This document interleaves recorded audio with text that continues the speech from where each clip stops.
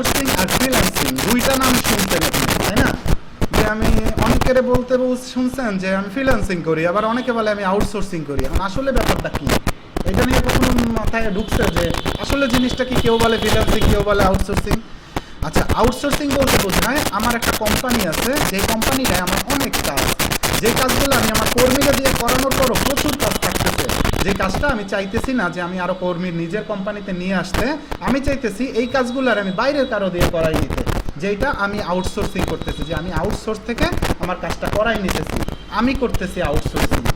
আর আমি যে বাইরের লোকগুলোর খাটায় কাজগুলো করাবো তারা করতেছে ফ্রিল্যান্সিং। এখন কি ক্লিয়ার আপনারা যে ফ্রিল্যান্সিং কি জিনিস, আউটসোর্সিং কি জিনিস? আমি কাজটা করাইতেছি, আমি একজন আউটসোর্সার, আমি কাজটা করতেছি, আমি একজন ফ্রিল্যান্সার। তো আপনি একজন ফ্রিল্যান্সার, আপনি কখনোই আউটসোর্সার না, কারণ আপনি কাজ করাইতেছেন না, আপনি কাজ করতেছেন। আচ্ছা, ফ্রিল্যান্সিং সেক্টরে আপনি যদি কাজ করতে চান, ফ্রিল্যান্সিং সেক্টরটা আসলে কি? আপনি কাজ করবেন, আপনি কারো কাজ কইরা দিয়ে আপনি টাকা নেবেন। আপনি সাপোজ মনে করেন যে আমার একটা লোগো বানানো দরকার, আপনি লোগোটা বানাই দিলেন, আমার কাছ থেকে টাকা নেবেন, আপনি ফ্রিল্যান্সিং করতেছেন।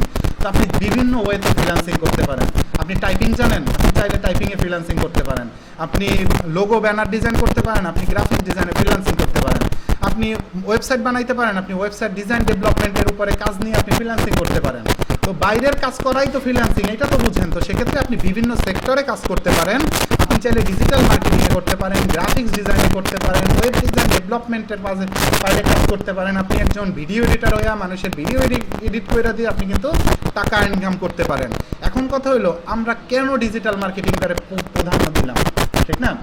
আপনি যদি ডিজিটাল মার্কেটিং করেন, ডিজিটাল মার্কেটিং বলতে বোঝানো হয় অনলাইনে মানুষের কাছে যে মানুষের কাছে আপনার প্রোডাক্টটা বা আপনার যে সেবাটা আছে সেটা মানুষের কাছে তুলে ধরা, যে আমার এই প্রোডাক্টটা আছে, আমার এই প্রোডাক্টটার এই গুণগত মানসম্পন্ন, আমার এই প্রোডাক্টটা আপনি চাইলে বা আমার এই সার্ভিসটা আপনি চাইলে নিতে পারেন। এটা অনলাইনে মানুষকে বোঝানো। অনলাইন বলতে কি, যেমন আপনার সোশ্যাল মিডিয়া আছে, বিভিন্ন গুগল আছে, বিভিন্ন অনলাইন মারফতে আপনি যেখানে যেমন আপনার যদি সোশ্যাল মিডিয়া ইউজ করেন, Facebook, Twitter, Pinterest, Instagram, LinkedIn, এগুলো আপনি আপনার প্রোডাক্টের মার্কেটিং করতে পারেন। আপনি যদি ডিজিটাল মার্কেটিং ছাড়া লোকাল মার্কেটিং চিন্তা করেন, তাহলে দেখবেন অনেকে ব্যানার লাগায়, পোস্টার লাগায়, তারপর মাইকিং করে, বিভিন্ন ওয়েতে মার্কেটিং করে, তাই না? তো অনলাইনেও এইভাবে ব্যানার লাগানো, পোস্টার লাগানো নাই, কিন্তু বিভিন্ন ওয়েতে মার্কেটিং আছে। ডিজিটাল মার্কেটিংয়ের অনেকগুলো ওয়ে আছে। আচ্ছা, ডিজিটাল মার্কেটিংয়ে যদি আপনি কাজ করেন, তাহলে সুবিধাটা কি? আপনার ডিজিটাল মার্কেটিংয়ে কাজ করলে আপনার বায়ারের কাজে যে করতে হবে এমন কোনো নিয়ম নাই। যেমন আমি আমার প্রোডাক্ট নাই, আমার বায়ারের কাজ করতে হবে, এই রকমের না। যেমন আপনি বায়ারের একটা প্রোডাক্ট সেল করে দেন, আপনি কমিশন পাইতেছেন। আপনি অ্যামাজন অ্যাফিলিয়েট করেন, আপনি কিন্তু সেল করে দিলে কমিশন পাইতেছেন। আপনি অন্য কারো, আমার কাছেই যদি আইসা মানে এই সাতরঙেরই আইসা বলেন যে ভাই আমি আপনার প্রত্যেক মাসে 5টা স্টুডেন্ট দিব, আপনি যে স্টুডেন্ট দিয়ে লাভ হবে আমার কিছু পার্সেন্টেজ দেবেন, সাতরং কি রাজি হবে না? সাতরং না, শুধু যে কারোর কাছে গেলে আপনার কাছে কথায় রাজি হবে, কারণ আপনি মার্কেটিং করে তার প্রোডাক্টটা সেল করে দিতেছেন।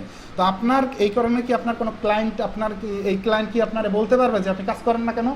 আপনি যদি তারে যখন আপনি স্টুডেন্টটা দিবেন তখন আপনি টাকা পাইতেছেন, আপনি না দিলে টাকা নাই আপনার। কিন্তু সে কখনোই আপনারে বলতে পারবে না যে ভাই আপনি স্টুডেন্ট দেন না কেন, সেই রাইট তার নাই, কারণ আপনি তার সাথে কমিশনে কাজ করতেছেন, আপনি তার সাথে স্যালারি নিয়ে কাজ করতেছেন না, তাই না?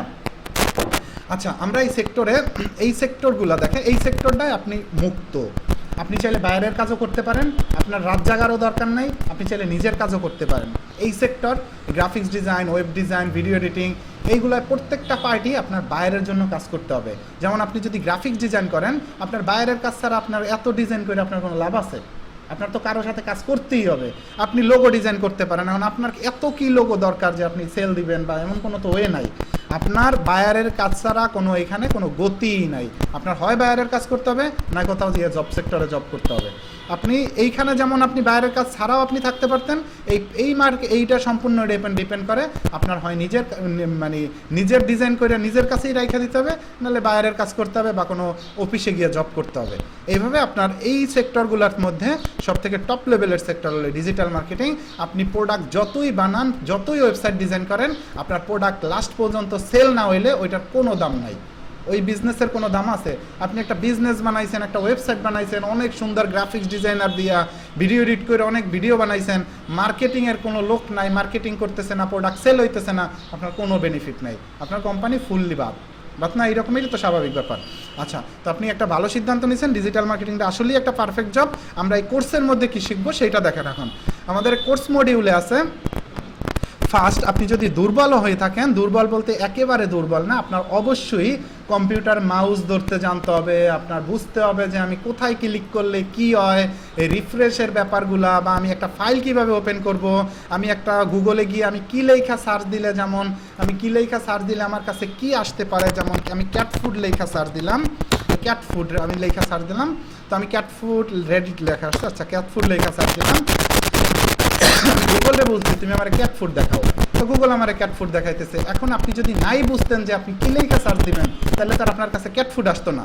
তো আপনার আগে বুঝতে হবে যে আপনি কোন জিনিসটা কিনতে চান, কোন জিনিসটা কিনলে আপনার কি লেখা সার্চ দেওয়া উচিত। এইগুলো তো বুঝেন সবাই নাকি? বুঝেন না এগুলা? একটা ইমেল ক্রিয়েট করা, বা একটা ইমেল, একজন ইমেল পাঠানো, বা একটা ইমেল রিসিভ করা, এইগুলো তো বুঝেন সবাই।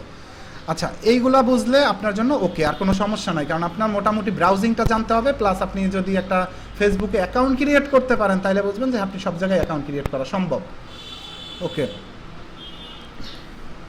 আচ্ছা, আমরা প্রথম পার্টগুলোয় শিখবো যে আপনি মোটামুটি ওই যে পার্টগুলো আমি বলছি যে অ্যাকাউন্ট ক্রিয়েট করে কেমনে কেমনে আপনি মাউস ধরবেন, এইগুলো আমরা তো অবশ্যই শিখবো না। আমরা বেসিক পার্টে শিখবো কিভাবে আপনি আপনার গুগল ক্রোমরে অপটিমাইজ করে আপনি সহজে ইউজ করতে পারেন। যেমন আপনি গুগলে আপনার মনে করেন ব্রাউজিং করবেন, কারণ আপনি যদি একটু সহজে ইউজ করতে পারেন গুগল, তাহলে আপনার কাজটা দ্রুত হবে, তাই না? তো আমরা কীভাবে গুগলরে সহজ করতে পারি, কিভাবে আমরা কাজটারে সহজ করতে পারি, আমরা কিভাবে আমাদের ব্রাউজারে ব্যবহার করতে পারি, ব্রাউজার ব্যবহার করার কি কি নিয়ম আছে, আমরা কিভাবে মেইল ইউজ করতে পারি, বা মেইল ইউজ করার জন্য আমরা কিভাবে মেইলের ফ্যাসিলিটিগুলো নিতে পারি, এই যে ব্যাপারগুলো আছে সেইগুলো আমরা এই প্রথম পার্টগুলোর মধ্যে শিখে ফেলবো। এরপর আমরা শিখবো কিভাবে মেইল কালেক্ট করতে হয়, কিভাবে লিঙ্কডইন থেকে মেইল কালেক্ট করা, এই মেইলগুলারে আমরা লিঙ্কডইন থেকে মেইল কালেক্ট করা, কোম্পানির মেইল কালেক্ট করা, বা বিভিন্ন কোম্পানির, এগুলো আমাদের একেবারে বেসিক পার্ট। এইগুলো আমরা স্ট্রংলি কাজ মনে করেন আপনি যদি একটা ওয়েবসাইট বানাইতে পারেন, কিন্তু আপনারা যদি বলা হয় যে ইউএসের কনস্ট্রাকশন কোম্পানির একজন সিইওর নাম্বারটা বের করে দেন, আপনি যদি এইটা বের করতে না পারেন, তাহলে আপনি তো একটা ব্যাপারটা খারাপ দেখায়, তাই না? তো আমরা চাইতেছি যে আমাদের এই ফুল কোর্সের মধ্যে একটা প্রফেশনাল ডিজিটাল মার্কেটার হওয়ার জন্য যেই কাজগুলো করা দরকার, সেই কাজগুলো যাতে একজনের মানুষের সামনে গিয়া কোনোভাবেই ছোটো না হয় একজন ডিজিটাল মার্কেটার। ঠিক আছে? আপনি মনে করেন একটা ওয়েবসাইট কিওয়ার্ড রিসার্চ করতে পারছেন, বা একটা ওয়েবসাইট ডিজাইন করতে পারছেন, আপনি মনে করেন যে একটা এক্সটেনশন কি জিনিস বুঝেন না, যেটা মনে করেন একেবারে দুর্বল পার্ট, যেটা একেবারে নিম্নমানের পার্ট, যেটা একেবারে মনে করেন যে সবাই ইউজ করে, এই রকমের একটা পার্ট, তো আপনি যে এটা বুঝেন না, তো আপনার তো নর্মালি উনি একটা মানে বড় কথা কইতে একটা স্বাভাবিক ব্যাপার পারে না, যে লোকটা আপনি ওয়েবসাইট বানাইতে পারেন কিন্তু আপনি এক্সটেনশন কি জিনিস বুঝেন না। ব্যাপারটা বুঝতে পারছেন? তো আমরা এইখান থেকে এই নর্মালি যে পার্টগুলো আছে এই ক্লাসগুলোর মধ্যে শিখা ফেলবো। এরপর আমরা মানে ফুললি নলেজ নিব হলো গুগল সার্চ ইঞ্জিনের মধ্যে, যে সার্চ ইঞ্জিন কী জিনিস, কীভাবে একটা সার্চ ইঞ্জিন কাজ করে, একটা ওয়েবসাইটে সার্চ ইঞ্জিন কীভাবে র্যাঙ্কিং করে, একটা ওয়েবসাইটে আপনি যদি র্যাঙ্ক করতে চান আপনার কী কী করণীয়, কী কী টাইপের ওয়েবসাইট আপনি মেক করতে পারেন, এই ব্যাপারগুলো নিয়ে আমরা ক্লাস করব এই পার্টগুলোয়।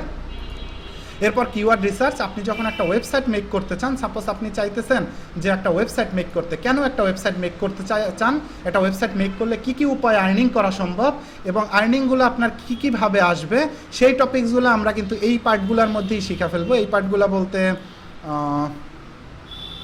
এই পার্টগুলোর মধ্যে কিওয়ার্ড রিসার্চ, কম্পিটিটর অ্যানালাইসিস, এই পার্টগুলোর মধ্যেই শেখা ফেলবো যে একটা ওয়েবসাইট কেন বানায় মানুষ, বানাইলে লাভ কী, কী কী উপায়ে ওই ওয়েবসাইট থেকে আর্নিং করতে পারে, এবং এই ওয়েবসাইট বানানোর জন্য যারা আপনি যেই টপিক্সে বানাইতে চান সেই টপিক্সে বানানো আপনার জন্য পারফেক্ট কিনা, এবং ওই টপিক্সে আপনি যদি বানান আপনি কত দ্রুত গুগলে ওই যে র্যাঙ্কিংয়ে আছে যে তারে ফেলায় আপনি র্যাঙ্ক করতে পারবেন।